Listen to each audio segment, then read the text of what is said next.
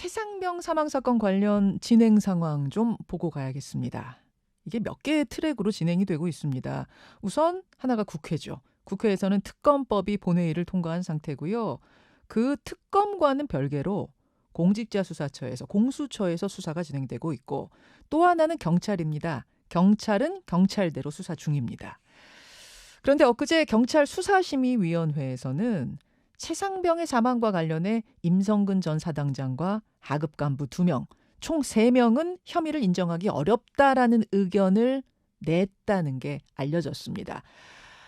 이 심의 결과를 바탕으로 오늘 2시 경찰이 최종 수사 결과를 발표하는데요. 오늘 경찰의 수사 결과를 듣고 나면 아마 2가지 중 1가지 판단이 가능해질 겁니다. 그래, 듣고 보니까 애초에 해병대 수사단이 무리한 이첩을 했던 거구나. 또는 이거 봐라, 이러니까 특검이 다시 수사할 수밖에 없는 거다. 아마 이 둘 중 하나겠죠. 오늘 2시 경찰의 최종 수사 결과 발표에 앞서서 박정훈 대령 측의 입장은 어떤지 들어보겠습니다. 박정훈 대령의 법률 대리인 김정미 변호사 연결이 되어 있습니다. 김 변호사님 나와 계세요. 네, 안녕하세요. 김정민 변호사입니다. 예, 오늘 2시에 있을 경찰의 최종 수사 결과 발표 어떻게 예상하십니까? 말씀하신 대로 해병대 수사단이 과도하게 이첩하려고 했던 것인지 아니면 특검이 필요한 건지가 결정될 거다 그랬는데 네. 저는 특검이 필요하다라는 건 동의하는데요. 네. 그거와 무관하게 해병대 수사단의 수사에는 아무 문제가 없었던 겁니다. 왜냐하면 해병대 수사단에서는 8명을 입건하려고 했던 거고요. 네. 그래서 결국 경북청은 9명을 입건했다는 거거든요.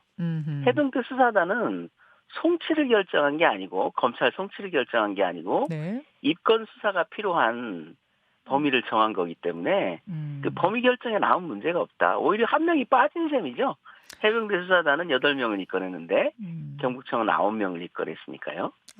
그러니까 해병대 수사단에서 이들이 유죄입니다라고 넘긴 게 아니라 아니, 그게 아니죠. 들여다 봐달라고 넘긴 그 행위 자체에는 아무 문제가 없다. 아무 문제가 없는 거죠. 오히려 국방부에서 주장한 2명 입건, 그게 네. 너무 범위가 좁았다는 게 분명해졌지 않습니까? 최종적으로 수사심의위원회를 열어야 할 정도로 이들의 혐의가 분명하지 않았다는 거예요. 특히 아마 수사심의위원회 논의 과정을 공개하지 않겠다고 하니까 네. 정확한 건 알 수 없었지만 분명히 사단장에 관해서도 갑론을박이 있었을 겁니다. 그만큼 입건은 반드시 필요했던 거죠. 만약 입건 자체를 안 했다면은 충분한 수사 자체가 안 됐을 테니까요. 다만 아쉬운 건 뭐냐면 옛날에 그 윤일병 사건에서도 제가 그런 주장을 했었는데요. 그걸 살인으로 기소할 거냐 말 거냐를 가지고 그때 이제 첨예한 다툼이 있었는데요. 대법원까지 가서 그 중에 한 명이 살인으로 인정이 됐거든요. 그만큼 공소를 제기해야 명확한 법적 판단을 받을 수 있는 겁니다. 이 사건 같은 경우도 사단장의 범죄 혐의가 있는지 없는지에 대해서 첨예한 대립이 있다는 자체가 공소 제기의 필요성을 잘 보여주는 거거든요. 알겠습니다. 너무 섣부른 판단 아니었나 그런 생각이 듭니다. 근데 이제 임성근 사단장 측에서는 이렇게 주장을 합니다. 제방 아래로 내려가라는 뜻을 나는 전한 적이 없고 수중 탐색을 하라는 의미도 전달한 적이 없기 때문에 나는 도의적인 책임이 있을지언정 법적으로는 아무런 문제가 없는 상황이었는데 무리하게 이첩을 하려고 했던 것 아니냐? 이런 취지의 주장입니다. 어떻게 생각하세요? 그러니까 이제 그 부분에 대해서 아무런 다툼이 없다면 그분 말이 맞겠죠. 그런데 변호인 입장에서 봤을 때 그 초기 수사 기록들을 쭉 이제 열람을 해보면 메모지를 보거나 이제 그 우리 항명 사건에 나온 기록들을 보면 그 임성근 사단장에게 혐의점을 둘 만한 충분한 근거가 있었던 겁니다. 예를 들면 어떤 것들? 특히 이제 제가 주목했던 게 뭐냐면 7월 18일 그 화상회의 때 7여단 참모가 들었던 진술이 그거였거든요. 1사단장이 이렇게 얘기했답니다. 뚝 위에서 보는 것은 수색정찰이 아니다. 뚝 아래로 내려가라. 내려가면 바둑판식 수색정찰해라. 찔러봐라. 필요하면 가슴장화를 신어라. 그래서 그 지시를 들었던 그 7여단 참모는 명확하게 그렇게 평가를 해놨거든요. 아, 저건 물에 들어가라는 얘기인데 무슨 얘기지? 이렇게까지 의문을 제기해놓고 있다고요. 예. 그래서 이 어떤 한 사람의 진술을 초등 단계에서 배척하고 네. 한 사람의 진술, 이쪽 진술만 무조건 채택할 수는 없는 거거든요. 알겠습니다. 그래서 의문점이 있다는 거죠. 그럼 이번 그 불송치 결정, 즉 임사단장과 하급 간부 2명, 그러니까 중간만 혐의가 있다고 보고 맨 위하고 맨 아래 2명은 지금 혐의가 없다고 본 이 결정 예. 자체에 대해서는 박정훈 대령은 뭐라고 하세요? 박 대령은 뭐 거기에 대한 평가가 있을 수가 없고요. 저는 어떻게 생각하냐면 예. 특히 여단장에 주목해야 된다는 거예요. 왜냐하면 여단장에 대해서까지 예. 만약에 경북청이 송치를 했다면 예. 그 부분은 상당히 비난받을 수밖에 없을 겁니다. 왜냐하면 사단장과 여단장이 논리구조가 비슷하거든요. 그러니까 사단장, 임사단장 바로 밑이 7여단장. 네, 맞습니다. 박모 씨인데. 그래서 국방부에서는 특히나 여단장부터 빼려고 했었거든요. 여단장부터 책임을 묻기 어렵지 않냐라고 굉장히 거기에 공력을 많이 들인 셈입니다. 국방부에서는. 왜냐하면 여단장이 그 이권 대상자에서 빠지면 네. 여단장을 건너뛰고 사단장만 넣을 수는 없는 거거든요. 논리구조상. 그렇게 한 덩어리라고 보시는 거예요. 그 여단장과. 그렇죠. 같은 논리구조가 비슷하지 않냐. 단 하나의 차이가 작전 통제권이 그 사단장에게는 없었기 때문에 예. 사단장이 조금 더 빠져나갈 가능성이 높긴 하지만 그래도 논리구조는 비슷하지 않냐. 현장을 직접 통제했던 대대장, 그 대대장들을 지휘감독했던 여단장, 사단장 이런 구조이기 때문에 비슷한 논리구조를 갖고 있는데 여단장은 송치하면서 이권을 넘어서 송치까지 하면서 1사단장은 송치하지 않는다. 이건 누가 봐도 꽁 대신 닭, 사단장 대신 여단장 이걸로 여론을 좀 무마할 수 있지 않나 이런 판단한 거 아닌가. 그래서 비난을 피하기 어려울 것이다. 논리구조가 안 맞고 일관성이 없다는 거예요. 누가 봐도 사단장과 여단장은 비슷한 책임 구조인데 사단장은 결국 대통령의 이런 일로 사단장을 처벌하면 어떡하나 이런 말 때문에 송치를 못하고 국민들 눈치를 보다 보니까 대대장한테 책임을 묻기는 좀 곤란하고 이래서 결국 여단장한테 책임이 집중된 거 아니냐.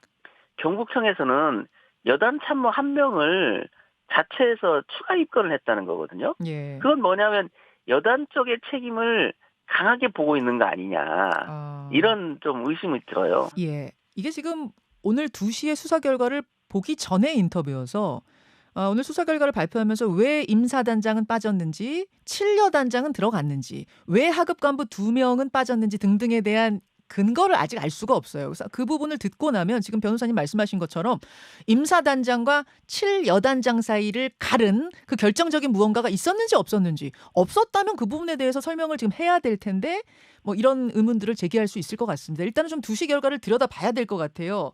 네, 그렇습니다. 예. 설명을 들어봐야 되는 거기 때문에 왜냐하면 추가 조사가 상당히 진행됐지 않습니까? 거의 그렇죠. 6, 7개월 이렇게 진행이 됐기 때문에 거기에는 대지 신문도 많았고요. 또 추가 자료 확보가 상당 부분 됐기 때문에 섣부른 판단은 어렵습니다. 알겠습니다. 그러나 좀 사단장, 여단장을 구별한 건 전체 그림에서 선뜻 좀 납득이 안 되는 그런 측면이 있어요. 오늘 2시 발표에서 그 부분을 좀 집중해서 보면 되겠네요. 왜 임사단장은 불송치, 바로 밑에 7여단장은 송치가 됐는가? 그 부분이 핵심 포인트라는 말씀. 그나저나 좀 다른 얘기입니다만 박정훈 대령 측의 법률 대리인 가운데 김정민 변호사님 말고 다른 또 김 변호사님이 계시잖아요. 그 김 변호사가 들어있는 카톡방이 논란이 되고 있습니다. 애초에는 그 김모 변호사가 그 카톡방에 계신 줄은 몰랐고 JTBC에서 어떻게 보도가 됐냐면 도이치모터스 주가 조작범 이모 씨가 자신을 포함한 5명이 있는 단톡방에서 임성근 사단장하고 1박 2일 골프 모임을 갖자고 제안하는 내용을 올린 게 보도가 된 거예요. 그래서 이제 임 사단장하고 도이치모터스 주가 조작범 사이에 뭔가 인연이 있는 건가? 그렇게 되면은 김건희 여사하고도 인연이 있는 건 아니야? 이런 추론을 가능하게 하는 보도였습니다. 네, 맞습니다. 그런데 알고 보니까 그 방 안에 임성근 사단장이 있었던 것도 아니고 또 그 골프 모임이 성사가 된 것도 아니고 게다가 그 카톡방 안에 있는 5명 중에 그 박정훈 대령 측의 변호사 김모 변호사님이 있었던 거예요. 네. 그러다 보니까 이제 금요일에 권성동 의원은 어떤 주장을 했느냐.